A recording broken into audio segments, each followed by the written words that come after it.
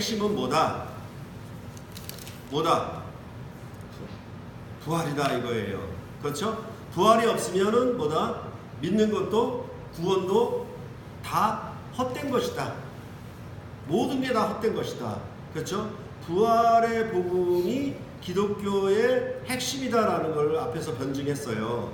그리고 나서 실질적으로 이제 부활에 대한 답변은 지금 여기서 시작하는 거예요. 그렇죠? 그러니까 이게 순차적으로 첫 번째 질문 답해주고 두 번째 질문 답해주고 그런 의미는 아니고요. 뭐냐면 바울이 고린도 교회에서 한 질문들에 대하여 자기가 논리를 가지고 답변을 하는 것을 통해서 이 내용을 스스로 논리적으로 정리한 거예요. 아시겠죠? 무슨 말인지? 그래서 죽은 자의 부활이 없다 라고 얘기하면서 그들이 내세운 논리는 뭐겠습니까? 어떻게 다시 살아나며 어떠한 몸으로 오느냐 라는 것으로 그들은 자기 논리를 세우겠죠. 네, 그거에 대해서 사실은 뭐냐면 똑같은 질문일 수 있는데 하나의 질문일 수 있는데 그것을 앞에 것을 뽑아서 앞에 것에 대해서 그럼 너희가 듣고 믿었다는 게 뭐냐 도대체? 너희가 듣고 믿어서 구원 얻었다는 거는 아무런 것도 없지 않느냐? 전부 헛된 것 아니냐? 이렇게 얘기해 놓고 나서 이제 본격적으로 오늘 본문에서 다루어가고 있는 것이라고 할 수 있겠죠. 자, 그러면 여러분들도 죽은 자의 부활이 없다 아니면 어떻게 기독교가 전하는 것이 부활이다, 부활의 복음 이렇게 얘기할 때 톰 라이트 같은 사람은 이렇게 얘기를 합니다. 뭐냐면 기독교에는 복음이 없다 이렇게 얘기해요. 기독교의 설교, 교회의 설교 가운데 복음이 없다라고 얘기를 해요. 단순히 뭐냐면 충고만 있다라고 얘기를 해요. 그 말은 무슨 말이냐면 인생을 어떻게 살아야 할지 그런 도덕적인 권면 정도의 충고만이 교회의 설교에 가득하지 교회의 설교에 복음이 없다라고 얘기를 할 정도예요.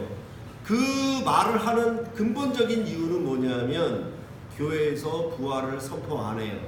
부활절에만 부활을 얘기를 해요. 아시겠습니까? 그렇죠? 그럴 때에 사도 바울은 뭐냐면 복음의 핵심이 부활이다라고 강력하게 얘기를 하고 사도행전도 읽어보면 가는 곳마다 죽은 자의 부활을 외쳤어요. 그게 사도 바울의 복음 증거의 핵심이었어요.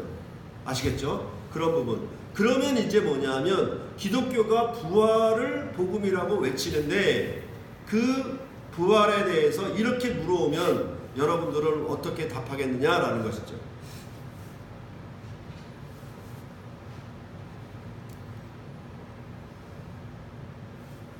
물어볼 수 있잖아요. 그렇죠? 안 믿는 친구들이나 누가 여러분에게 똑같이 물음을 할 거 아닙니까? 그렇죠? 그러면 여러분들은 처음에 그 답변으로 어리석은 자여 이렇게 얘기할 수 있냐라는 거예요.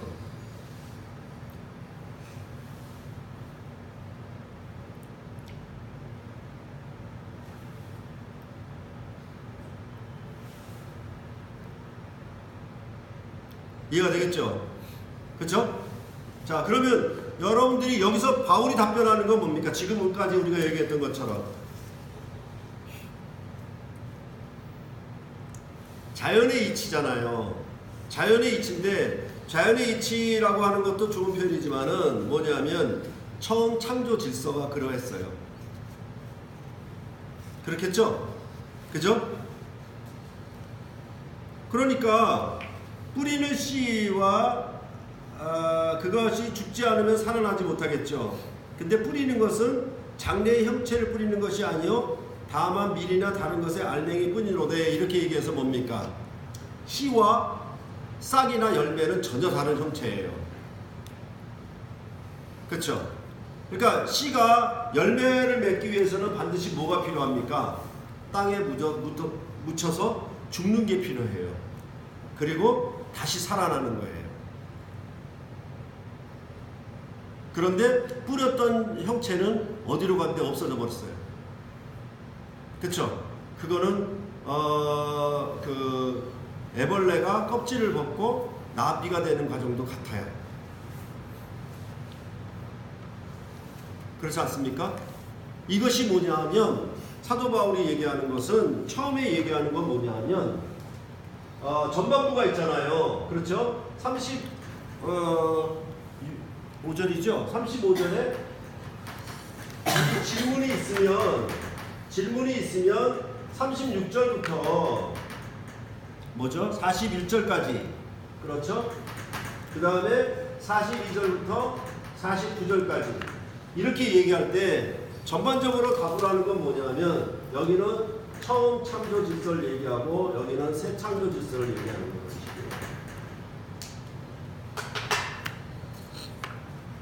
그렇죠? 이렇게 돼 있죠. 여기다가 다 이제 대입되는 거예요. 뭐냐면 첫사람 아담, 그렇죠? 그리고 둘째 사람 예수 그리스도 이렇게 대비가 되는 셈이죠. 전반적으로.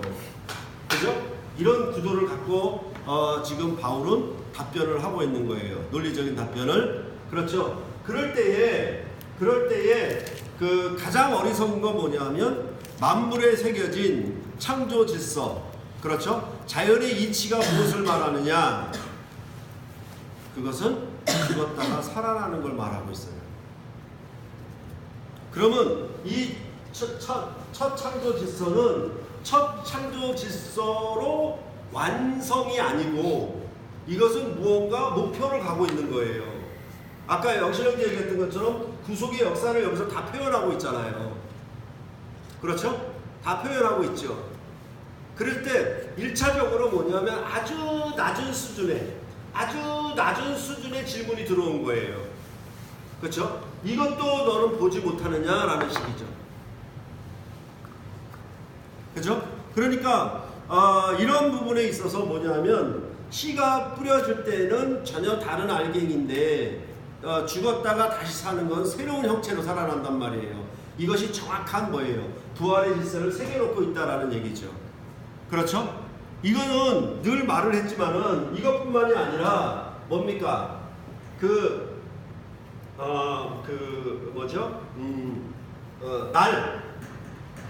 천지창조에는 이런 어떤 그 동식물이나 이런 것을 지은 것뿐만 아니라 뭘 얘기를 하냐면 날을 얘기하잖아요. 저녁이 되면 아침이 되니, 저녁이 되면 아침이 되니 이걸 반복하고 있죠.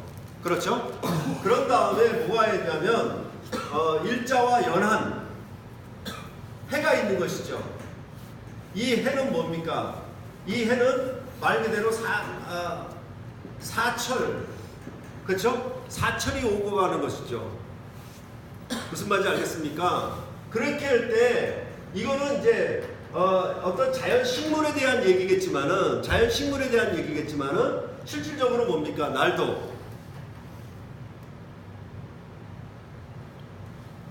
뭐예요? 잠을 자는 건 죽었다가 그 다음날 아침 새로운 날을 막는 방식이에요. 맨날 이거 반복해요. 그렇죠? 그리고요, 지금 아까 그 얘기를 했지만은 봄, 여름, 가을, 겨울이라고 할 때 겨울은 뭐예요? 동면이고 잠이에요. 아시겠습니까? 그렇죠? 무슨 말인지 알겠어요? 그렇죠? 봄, 여름, 가을, 겨울 이게 반복되는 건 뭡니까? 이게 해로 반복되잖아요. 그럼 뭡니까? 날이 반복되죠. 그 다음에 해 속에 새겨놨죠. 그 다음에 뭘 새겨놨어요? 자연 만물을 지은 속에서 새겨놓은 거예요. 뭘?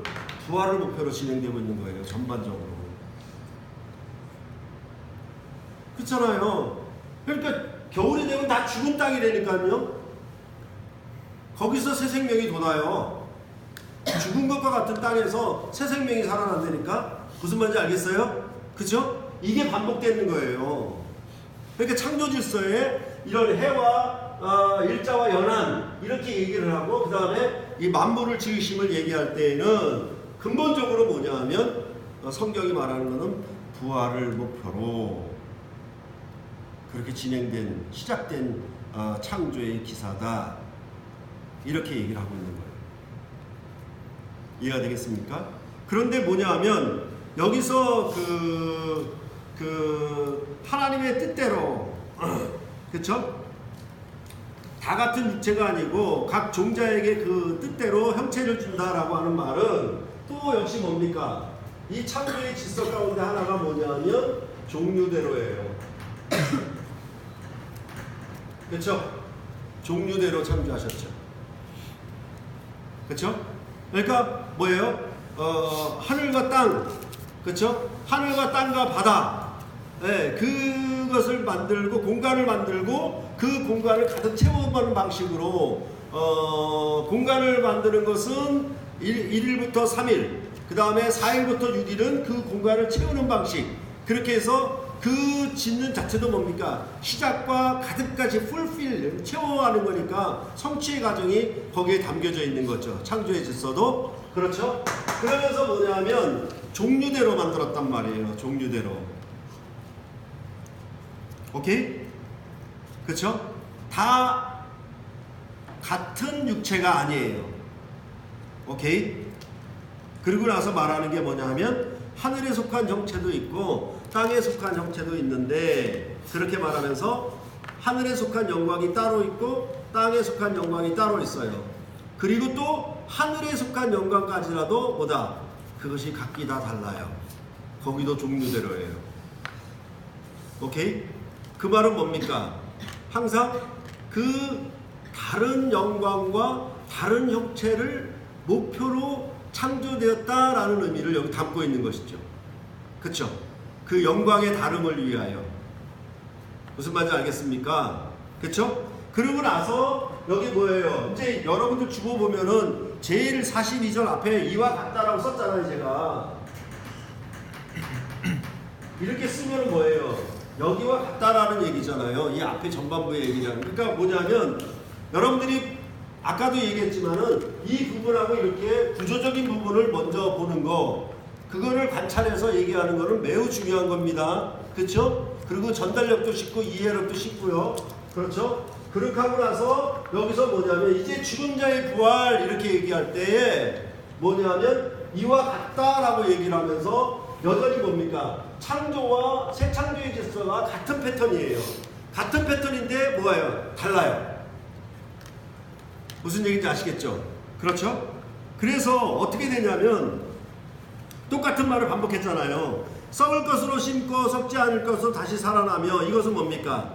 아까 씨가 죽지 아니하면 살아나지 못하겠고 하는 말과 같은 말로 대꾸가 되잖아요. 그렇죠? 욕된 것으로 심고 영광스러운 것으로 다시 살아나며, 약한 것으로 심고 강한 것으로 다시 살아나며, 이게 전부 뭡니까? 형체도 되고 뭡니까? 영광도 되는 말들이에요. 전부. 아시겠어요? 그게 44절까지 되어 있잖아요. 됐습니까? 그렇죠? 그러니까 여기 안에서도 지금 어떻게 돼요? 42절부터 44절, 그렇죠? 그 다음에 45절부터 49절 또 분해가 되잖아요. 그렇죠? 그래서 이 부분은 뭐예요? 이 앞에서 얘기한 36절부터 37절, 그렇죠? 이 부분과 이렇게 대칭을 이루고 있잖아요. 그렇죠? 그 다음에 38절부터 41절은 뒤에 45절 이거하고 대칭을 또 이룰 거란 말이에요. 그렇게 전반적으로 뭐다? 처음 창조와 새 창조의 질서를 대조시키면서 얘기를 진행하고 있는 거예요. 아시겠죠? 그러니까 여기 뭐냐면 여기 그 뭐죠? 38절에 하나님의 그 뜻대로 그렇게 얘기했잖아요. 그것은 여기 45절에 기록된 바 이렇게 하는 말과 같은 의미예요. 그렇죠? 그런데 이제 문제는 뭐냐면 첫사람 아담은 생명이 되었다 이렇게 얘기하는 것이죠. 그러니까 모든 짐승과 모든 형체가 다 달라요. 달랐는데 그 중에서도 뭐냐면 사람이 달라요. 사람이 달라요. 그래서 사람은 뭐냐? 하나님의 형상으로 지음을 받았어요. 창조를 받았죠. 그런데 그 하나님의 형상으로 지음받았다라고 얘기했을 때 그것을 뭐냐면 어떻게 설명하냐면 사람 창조에서 그 코에 생기를 불어넣으니 생명이 되었다라고 말을 하는 방식이에요. 무슨 말인지 아시겠어요? 그러니까 그런 면에서는 뭐냐면 하나님과 관계가 있는, 하나님과 함께하는 그런 의미로 영이 살아있는 영이 된 거예요. 무슨 얘기인지 아시겠어요? 그러니까 흙으로 사람을 빚어서 만들었잖아요. 이것은 짐승을 만드는 짓이랑 같아요. 그런데 사람을 지을 때는 뭐냐, 그 코에 생기를 불어넣었다라고 말씀하는 방식이에요. 그래서 살아있는 존재, 살아있는 영이 됐다라고 하는 그 살아있다라고 하는 것은 어떤 의미냐면 하나님과 관계적으로 살아있다는 얘기예요. 내가 늘 설명을 했죠. 뭐냐면 부부가 살아있다라고 하는 것은 단순히 육체로 호흡해서 살아가고 있다, 심장이 뛰기 때문에 살아있다는 것이 아니라 부부가 서로 사랑의 언약으로 깨어있으면 부부는 살아있는 관계라고 말씀드렸죠.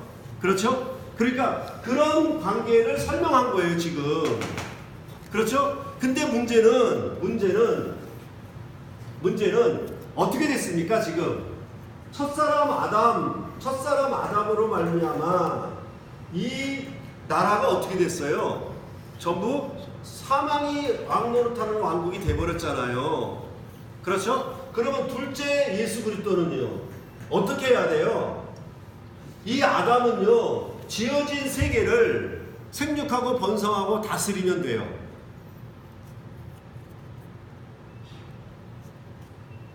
됐습니까? 그가 살아있는 영이 됐다라고 하는 의미는 뭡니까? 창세기에서 말하는 것처럼 동식물의 이름을 짓고, 그쵸? 부부가 연합하여서 다스린 통치자의 역할만 하면 돼요. 그런데요, 예수 그리스도는 둘째 아담으로서 어떻게 됐습니까? 어떻게 해야 돼요 지금요? 어떻게 해야 됩니까? 이 죽음의 나라를 생명의 왕국으로 이루어야 될 거 아닙니까? 그렇죠? 그러니까 뭐예요? 여기서는 살려주는 영이 돼야 돼요. 근데 그 살려주는 영이 뭐냐면 여기서 반복되는 것처럼, 해가 반복되는 것처럼 씨가 뿌려지고 싹이 나고 열매를 맺고, 씨가 뿌려지고 싹이 나고 열매를 맺고, 이런 과정도 결국은 뭐냐면 이 자체가 해는 반복이 되지만, 날은 반복이 되지만은 그 반복만에 그칠 뿐이지 그 자체가 뭐냐면 살아있는 영원한 생명의 나라로 완성되지는 않았단 말이에요. 무슨 말인지 알겠습니까? 그러니까 첫 창조 질서에서 이것들이 반복된단 말이에요. 이렇게 반복되는 거를 아담은 이거를 통치하고 관리하는데 요 질서 안에서 관리만 가능해요. 그런데 이것이 뭐냐면 죽은 자 가운데 다시 살아난, 죽은 자 가운데서 부활한 생명으로 이 생명의 첫 창조의 질서가 완성된 것은 아니었단 말입니다. 더군다나 범죄함으로 사망의 왕국이 되었죠. 그렇죠? 그렇게 됐을 때 이 예수 그리스도는 뭐냐면 살려주는 영이 되었다라는 거예요. 죽음 가운데 있는 자들을, 죄인을 불러서, 아시겠습니까? 그들에게 생명을 주는 왕으로 오셨단 말이에요. 아시겠어요? 자, 그러면 어떻게 됐습니까? 첫사람 아담의 형체와 형상, 둘째 사람 예수 그리스도의 형체와 형상, 그 영광, 첫 창조 세계에서의 아담의 영광, 새 창조 세계에서 예수 그리스도의 형체와 영광, 이렇게 얘기할 때 어느 것이 더 큽니까?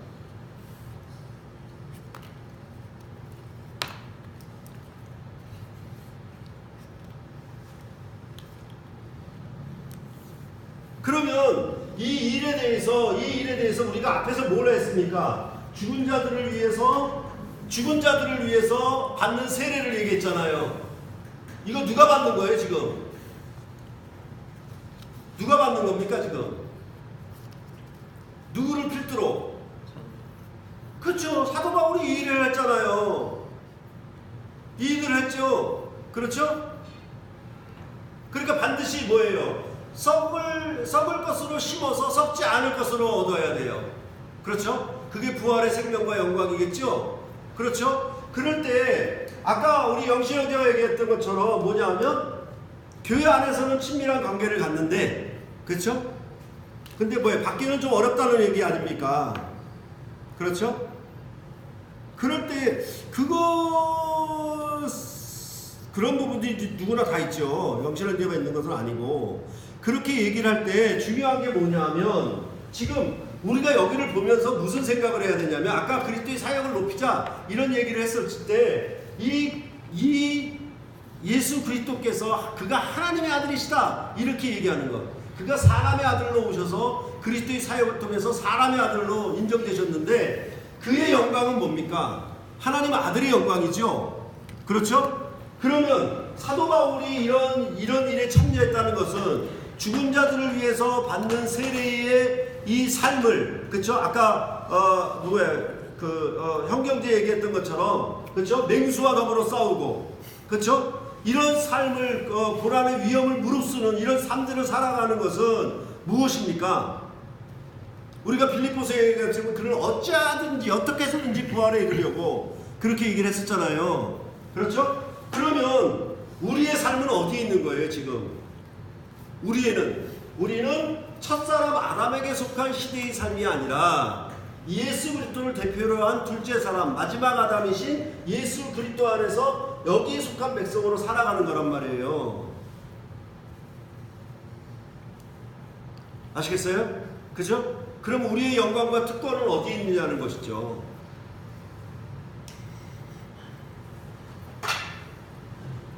이해하겠습니까? 그러니까 사도행전에 보면 사도들이 고난을 당해요. 박해를 받고 감옥에 갇히고 매를 맞아요. 억울한 일로.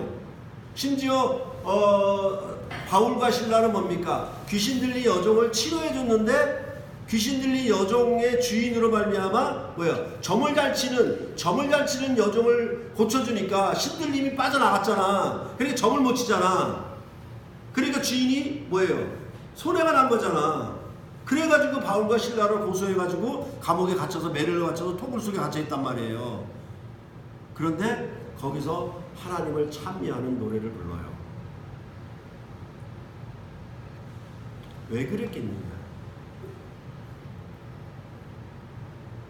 그러니까 뭐냐면 이렇게 고난과 핍박과 이런 모든 억울함과 감옥에 갇히는 이런 일들을 당하는 것이 그들에게는 뭐냐면 무엇을? 하늘에 속한 자의 형상을 입을 것이라고 하는 그 일에 대한 특권과 자랑이 그 안에 숨어 있는 거예요.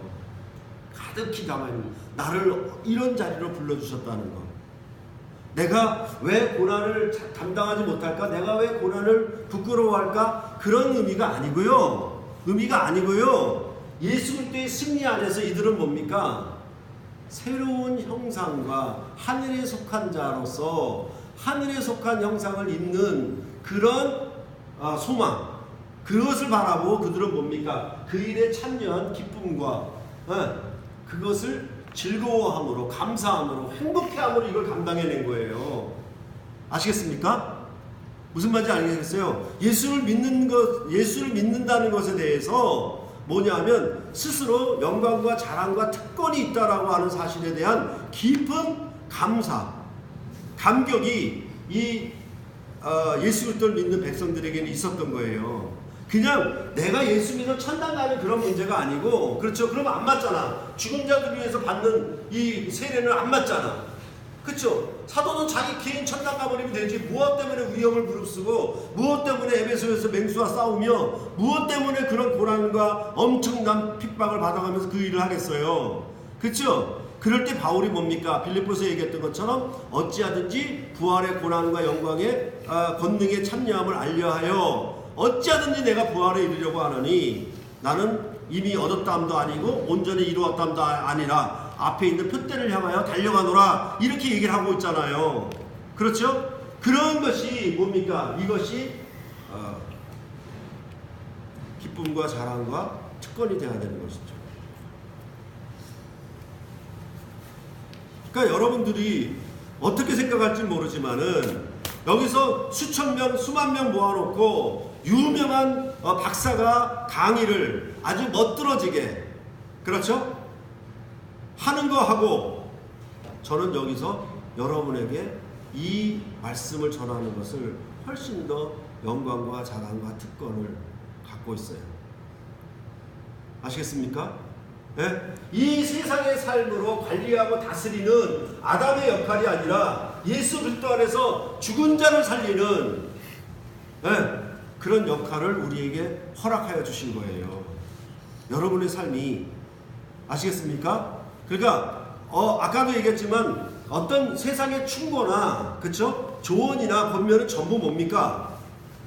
인생 좀 잘 살고 보람있게 살자는 것을 그칠 거예요. 그치만 그거는 뭡니까?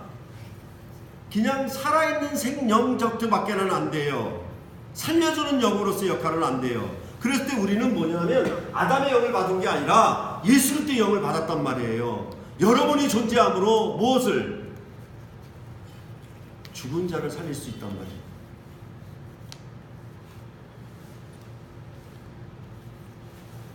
여러분 스스로도 영원한 생명과 부활에 참여할 뿐만 아니라 여러분을 통하여 죽은 자를 살리는 그런 놀라운 영광과 특권이 여러분에게 부여됐다라고 말을 하고 있는 것이죠. 여러분의 인생을 정말 값없게 낮게 보지 마세요. 아시겠습니까? 그죠? 네. 세상에서는 유명하지 않아도 이름이 없어도 만약에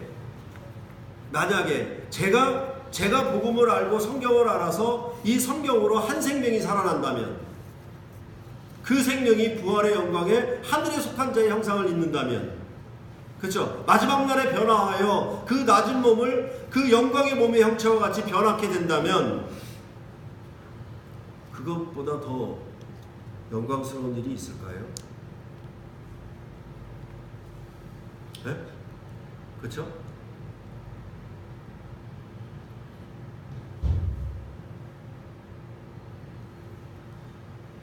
무슨 말인지 아시겠죠? 그렇죠? 여러분들이 모여서 말씀을 서로 나누고 이렇게 토요일에 모이고 주일에 하는 이런 모든 것들도 사실은 뭡니까? 어떤 의미로 고난에 참여하는 것이죠. 그것이 뭐예요? 죽은 자를 살리는 일에 여러분들도 참여하고 있는 것이죠. 그렇죠? 여러분은 하나하나가 만약에 죽은 자를 살린다면 그렇죠? 죽어라고 공부해가지고 아시겠어요? 그렇죠? 비싼 등록금 내고 신학교 이 늙은 나이에 가가지고 하는 이유가 뭐겠습니까? 이만큼 하면은 연봉을 더 많이 받으니까 아니에요. 이렇게 해서 죽은 자를 살릴 수만 있다면 그것이 제 직무의 보람과 영광과 특권이란 말이에요. 세상이 알죠. 그런 것이 여러분에게도 주어진단 말입니다. 아시겠죠? 그렇죠? 여러분들이 청년회 안에서 또한 형제자매를 살린다면 얼마나 그게 귀한 일이겠어요. 그렇죠? 그냥 이 세상에서 그냥 잘 먹고 잘 살게 되고 평안하고 건강하게 사는 그 정도의 목표가 아니라 죽은 자를 살려서 부활과 영생에 이르는 생명을 주는 봉사라면, 희생이라면 그것이 얼마나 위대하고 아름답고 멋지겠습니까? 그렇죠? 예수 그리스도를 믿는 것에 대해서 더 큰 자부심과 자랑과 특권을 여러분이 소유하시고 단 우리가 이 썩을 몸을 갖고 태어났는데 이걸 갖고 심어줘야지. 그쵸? 이게 씨앗이야. 이 병 들고 감기 들고 그쵸? 이 피곤한 몸이 뭐냐? 이게 씨앗이야. 이것이 죽어져 뭐예요? 밀알이 땅에 떨어져 죽지 아니하면 이렇게 얘기하는 거죠. 요한복음은 한 알의 밀알이 땅에 떨어져 죽지 아니하면 이렇게 얘기하는 거죠. 아시겠어요? 그것처럼 여러분의 아주 짧은 인생이 한 알의 씨앗이 땅에 묻혀지는 것이 될 수가 있어요. 근데 그것이 여러분은 썩지 않을 영광을 입을 것이에요. 그것이 예수 그리스도를 믿는 부활의 복음의 가장 큰 핵심입니다. 이해가 되시겠죠? 네. 그래서 이제 이 뒤에 적용점들이 지금 많이 빗나가 있어요. 다들 아시겠어요? 많이 빗나가 있어요. 전체적으로 여러분들은 하늘에 속한 자의 형상을 입어서 하나님의 아들들이라 하나님을 아빠라 부를 수 있는 놀라운 특권과 자랑이 여러분에게 예수 그리스도 안에서 주어진 것입니다. 어떤 인생을 살아갈지에 대해서 여러분들이 더 생각하면 좋겠죠? 그죠? 어떻게 영광된 삶으로 여러분들 부르셨는지, 그렇죠? 그런 부분을 늘 생각하면 좋을 거예요. 네, 질문.